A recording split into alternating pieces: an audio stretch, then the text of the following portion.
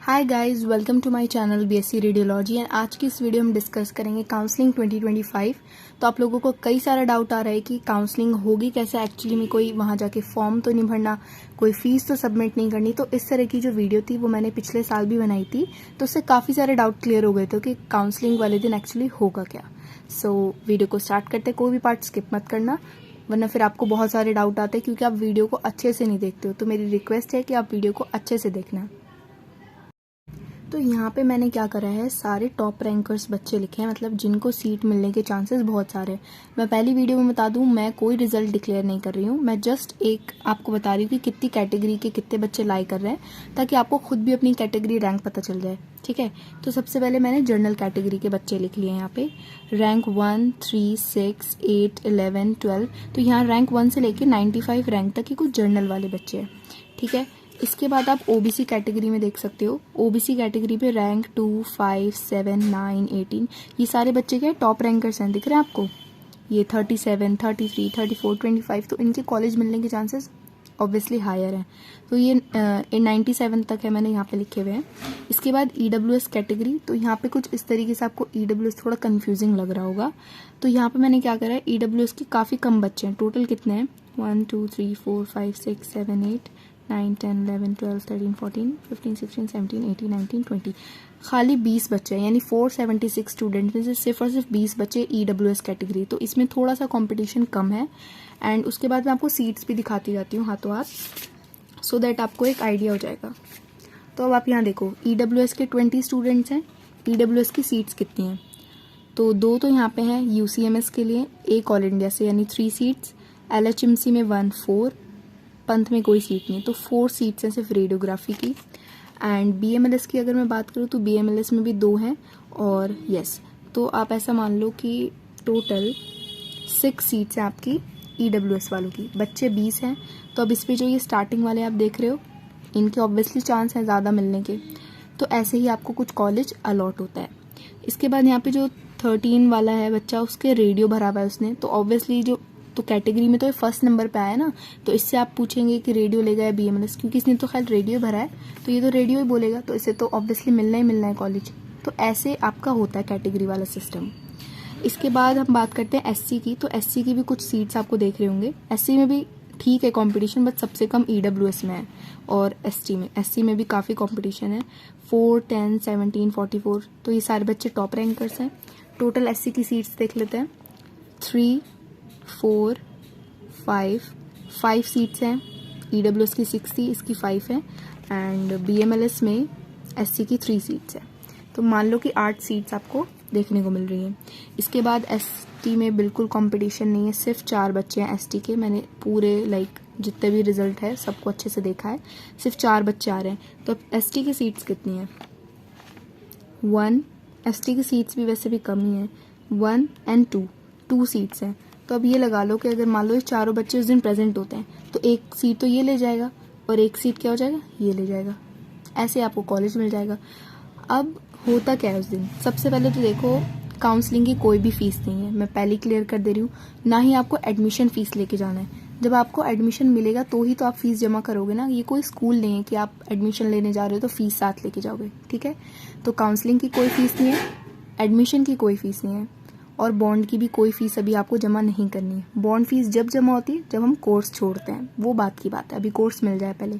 इसके बाद फीस कब जमा होगी, जब आपको एडमिशन मिल जाएगा। उसके बाद आपको 1 हफ्ते का टाइम मिलता है सारे डॉक्यूमेंट्स रेडी करने का। बॉन्ड एफिडेविट तैयार करना होता है, एंटी रैगिंग फॉर्म होता है, आपका गैप सर्टिफिकेट बनने जाता है। तो जो भी है उसको 1 हफ्ता मिलता है, तो उसमें आपको फीस स्लिप भी जमा करने का मौका मिलेगा। ठीक है, फ़ी वो लोग पहले अपडेट करते हैं अपने वेबसाइट पे, फिर जाके आप फीस सबमिट करोगे। ठीक है, काउंसलिंग की भी कोई फीस नहीं है। अब 9:30 बजे रिपोर्टिंग टाइम है, 9:30 बजे आपको वहाँ पे पहुँच जाना है। ठीक है, इसके बाद 10 बजे से काउंसलिंग स्टार्ट होगी। तो सबसे पहले तो देखा जाएगा कि 1 रैंक से लेके 476 बच्चे तक आए हैं या नहीं। ठीक है, ये डिवाइड हो जाता है पहले। फिर 2 रोज़ होती हैं, ऐसे मैं आपको समझाती हूँ। ये लेक्चर थिएटर होता है, लेक्चर थिएटर होगा। तो यहाँ पे कई सारी सीट्स हैं, यहाँ पे भी कई सारी सीट्स हैं। तो सबसे पहले तो आपको एक तरफ शिफ्ट कर दिया जाएगा कि सारे बच्चे उठ के इधर आ जाओ। ठीक है, उसके बाद रैंक 1 का नाम लिया जाएगा कि कोई रैंक 1 है। ठीक है, तो वो डायरेक्ट पूछते हैं कि रैंक 1 है तो उसे यहाँ पे बिठा देंगे 1। फिर टॉप रैंकर्स जो भी होते हैं वो ऊपर आते जाते हैं 4, 5, 6, 7।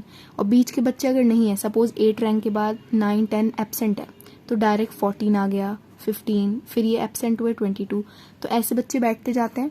फिर यहाँ से लेके यहाँ तक बच्चे क्या हो गए, हाफ हो गए ना, क्योंकि इनके कॉलेज मिलने के चांसेस बढ़ गए, क्योंकि इन्होंने मना भी नहीं करा इन्हें छोड़ना है। ठीक है, तो ये बच्चे यहाँ पे आ गए। फिर अब इन बच्चों से पूछा जाता है एक एक करके कि आपको कॉलेज में क्या लेना है, आपको UCMS लेना है, पंथ लेना है, रेडियो चूज़ करना है या BMLS। बाकी जो उनका जैसा रहता है इस साल वो मुझे नहीं पता, मैं आपको अपने का बता रही हूँ जैसा हमारे साथ हुआ था। फिर एक एक करके बच्चे ने बता दिया कि उसे UCMS लेना है। सपोज किसी बच्चे ने, किसी की रैंक सपोज 5 है, उसने UCMS चूज़ करा, ऐसे करके सबको मिल गया। अब इसे एक फाइल दे दी जाएगी, जो PDF आपके पास आया है टेलीग्राम चैनल पे, आपने मुझे भेजा भी था कि मैम इसका क्या करना है, तो मुझे नहीं पता ये फॉर्म आया कहाँ से है, बट जो भी है वो एक फ़ाइल में आपको ये सारे पेपर्स मिलेंगे। उस फाइल को आपको वहीं पे बैठ के फिल करना होगा। ठीक है, जो भी कोई डाउट हो आप उनसे पूछ लेना, फाइल को गलत मत भरना, क्योंकि सबके लिए फ़ाइल एक ही है। तो जो भी आप फ़ोटो लेके जाओगे आपके सामने उस फोटो को आपकी फ़ाइल पे लगाया जाएगा। आपके सारे डॉक्यूमेंट्स वो चेक करेंगे और वो जो लिस्ट है ना डॉक्यूमेंट्स वाली, उस पर एक एक करके टिक कर देंगे।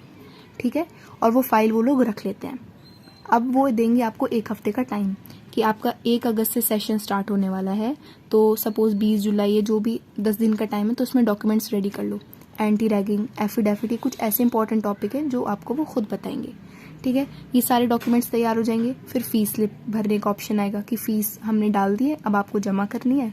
ऑनलाइन फ़ीस जमा करोगे, वो फ़ीस की स्लिप निकलेगी, जैसे हमने काउंसलिंग के टाइम पे करा था, वो फ़ीस स्लिप निकालनी है।